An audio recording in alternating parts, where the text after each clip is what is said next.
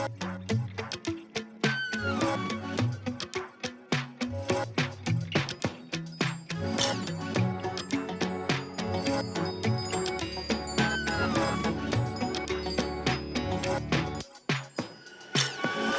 guys, welcome back to Backstage with Kendra. Today I have a very good friend of mine on the show.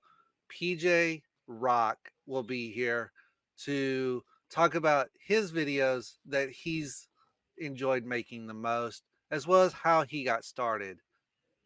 But first, a quick word from our sponsor.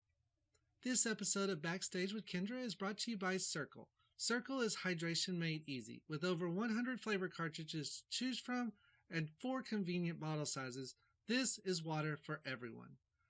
You can select from a 22-ounce plastic squeeze bottle or a 12, 22, 32, or 42-ounce rigid plastic or stainless steel bottle like the one I have here in a wide range of colors. You can even get them with custom printing for your special needs.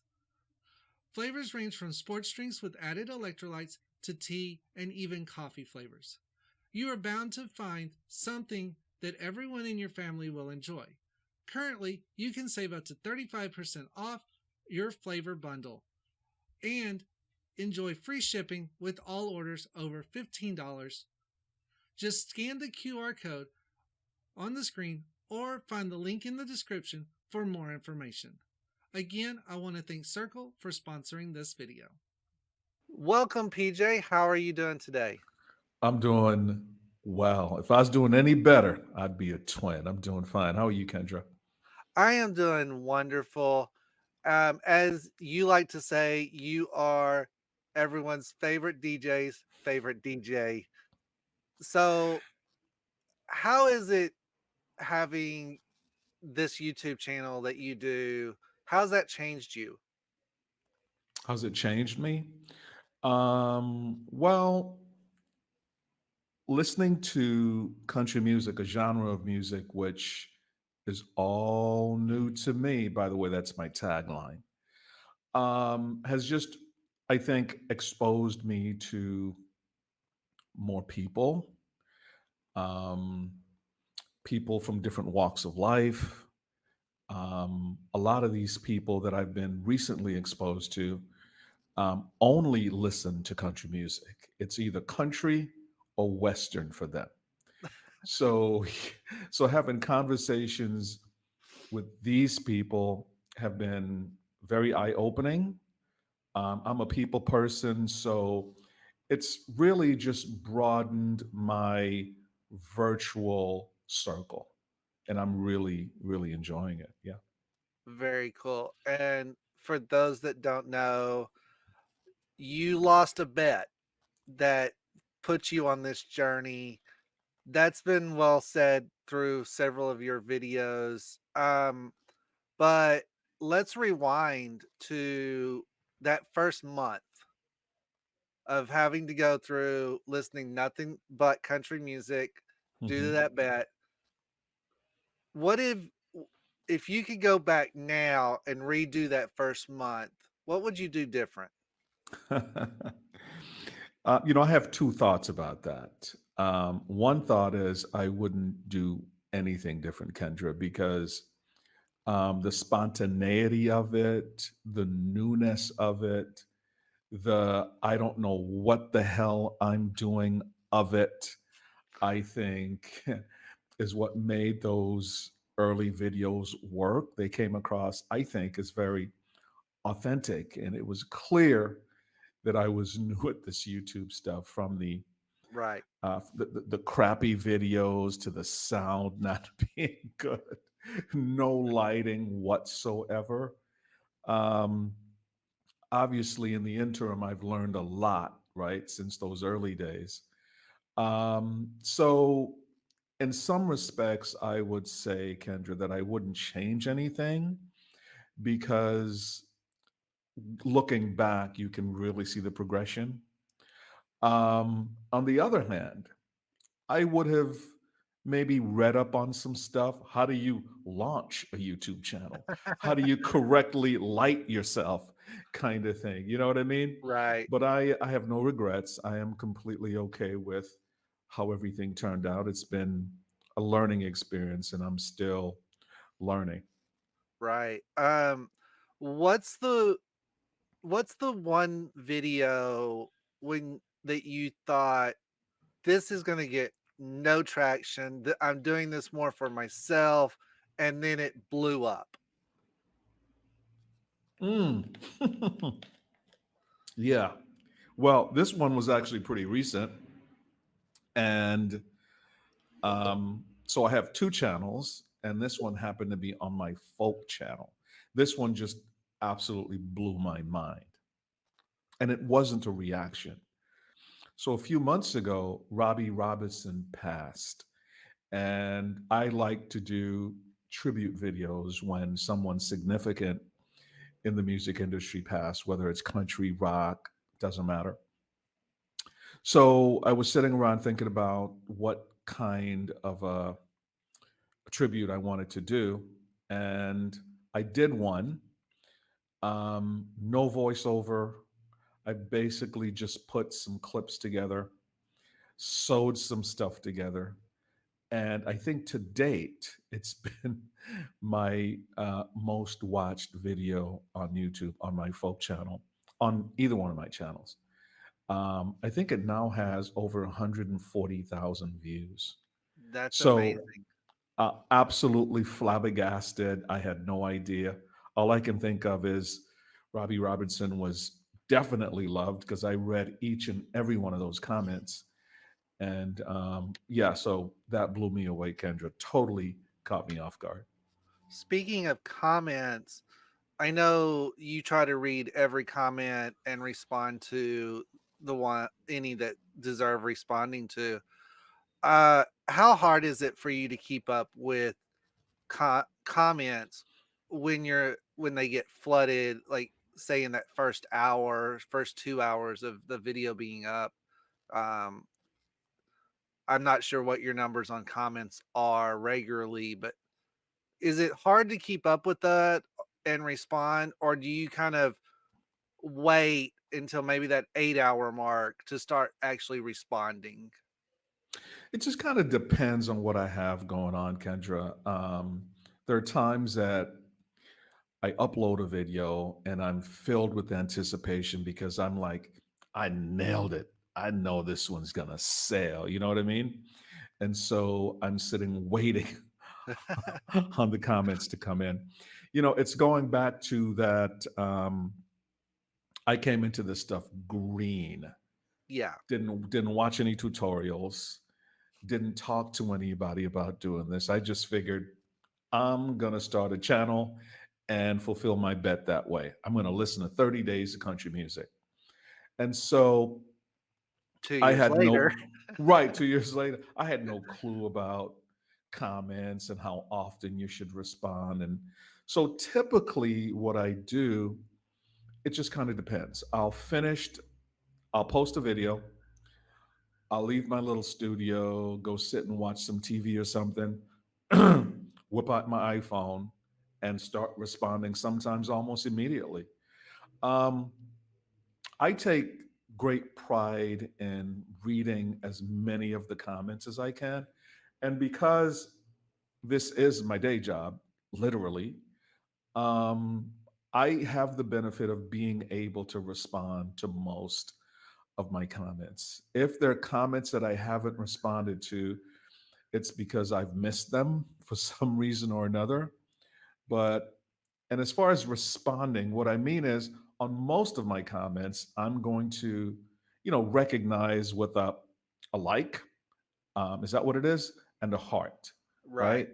I Yeah. acknowledge it that way. I don't write a response to every comment, but I try to acknowledge all of my comments. I take a great deal of pride in cultivating my audience and regularly communicating with them.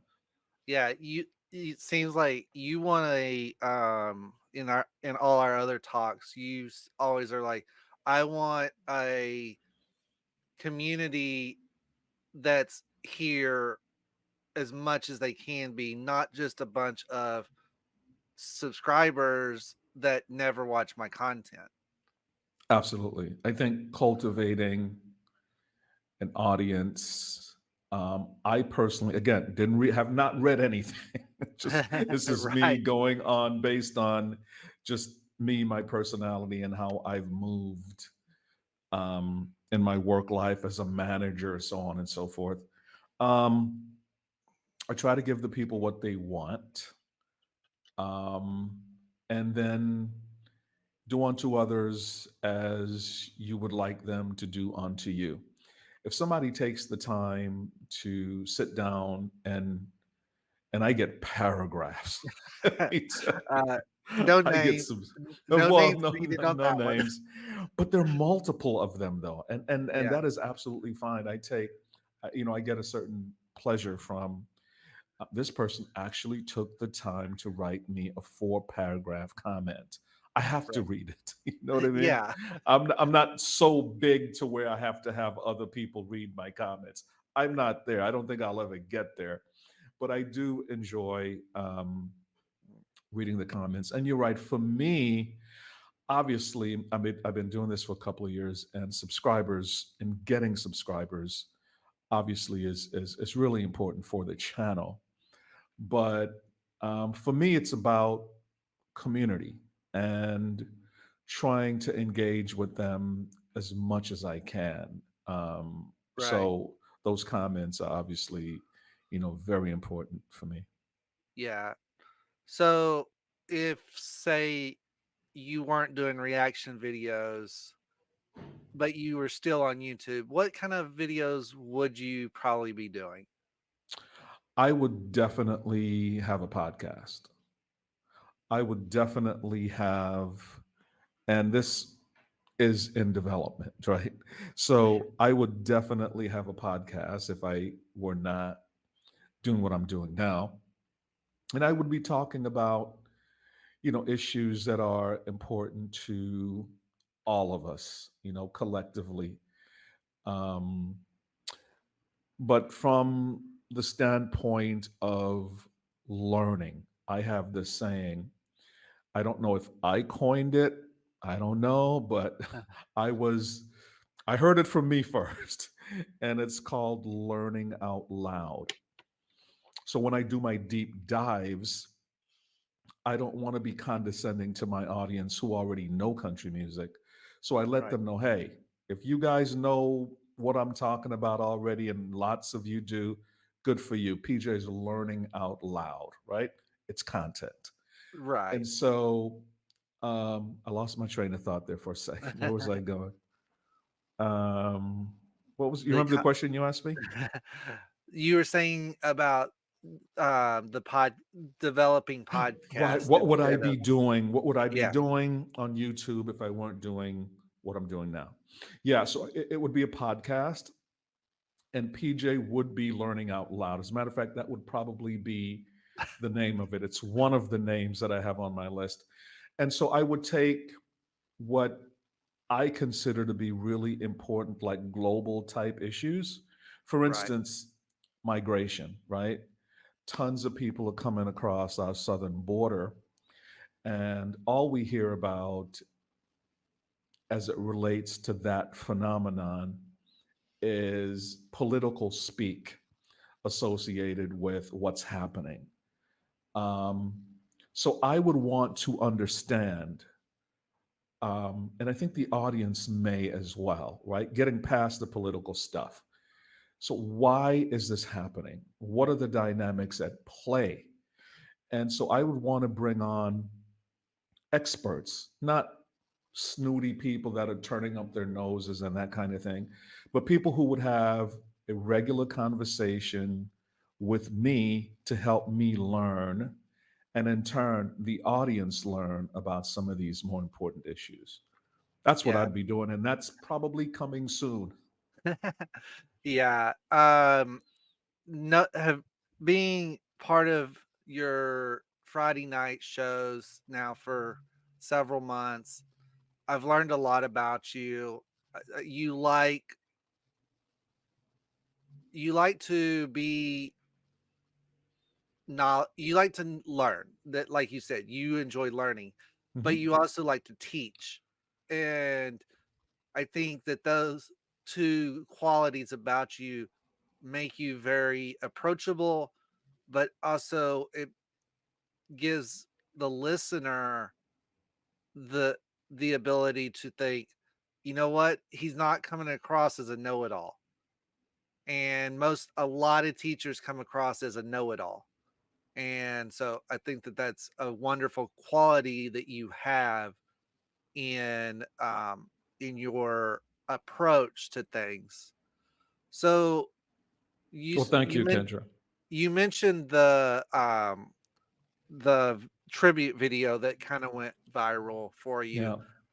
Um what video did you think was gonna do well that just really just tanked?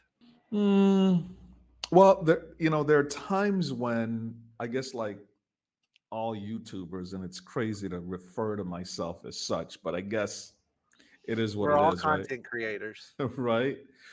Um, so Mickey Guyton is a country music artist, African American female country music artist, Right. that has been out for a little while now. And I want to, what's the name of the song? Better Than You Left Me, or something like that. And I just thought, first of all, her voice was gorgeous, beautiful voice, country accent, the whole thing, beautiful woman. And I just knew that that particular video would take off and do some numbers, and it didn't. And so what I found is, doesn't matter how you feel. That's not so important. What's important for me and my approach is, when I do requests or when I do videos that I'm interested in, is to just be as authentic as I can and to bring all of me to whatever it is I'm currently working on, and to let that be that. Whatever happens after that happens. But so I thought that one would blow up. There was another one I did of BB King and Randy Travis that I thought would blow up as well. It got some numbers, but I thought it, would have done a lot more than it did. But I would say probably some of that is probably due to my lack of marketing skills, and I'm sure there are things that I could be doing as far as promoting these videos that I'm not up to speed on yet. So there's probably a variety of reasons that something doesn't take off. But like I said, Kendra, I think YouTube is so unique in that nobody can be a better version of you than you. And if you're Right. authentic and you sell that, I think whatever happens from that point happens. Gotcha. So, final Am I coming question. across as too serious here? No, you're not. So, final question I have for you is, Yeah. with monetization, you hear everyone say, "Oh, I got to get monetized. I got to get monetized." Hmm. And recently I was talking with somebody about monetization and dealing with copyright claims and stuff like Hmm. that, which you and I have talked about in the past. And the type of content came up of what gets hit the most with copyright claims. Hmm. And he stated that reaction videos and are one of the easiest to get copyright claimed on, which is true. Hmm. And he called it low hanging fruit for the publishers to just go after. You've navigated this for 2 years now. What have you found regarding the copyright claims? Number one, how do they affect your workflow? Number two, how do they affect your revenue? And number three, what have you done to offset some of those copyright claims as far as earning revenue, i.e., Patreon memberships and stuff like that? So the copyright issue for me really isn't a thing. Um, there's probably, and I think I may have shared this with you at some point, there's probably two videos during the whole time that I've been on YouTube that I have not been able to publish. Two. Um, I think that's pretty damn good. When the videos do get flagged, and that does happen on occasion, right? Right. Blocked. Then I follow the process. You know, YouTube has a very simple procedure to, I forget what it's called. Appeal. Right. I just follow YouTube's appeal process, and in a week or so, the video is released. So for me, it's not really an issue. As far as diversifying income related to YouTube, like you said, Patreon. Although for me, I'm almost ready to make a decision on whether to leave Patreon or not. Um, the YouTube membership program, I think, is a great idea. I love the integration. I love the fact that people don't have to leave that platform. And so everything is tight and it's just right there. I think YouTube has done a wonderful job of creating an easy to use, the UI is just excellent. And so, as far as monetizing off of YouTube outside of YouTube, it's been Patreon. It's been it's gotten me into virtual meeting rooms to talk with sponsors about sponsorship. Currently, I have three sponsorships on the table that I'm looking at. Um, so yeah, so I'm not trying to navigate the whole Patreon thing. Is it worth it?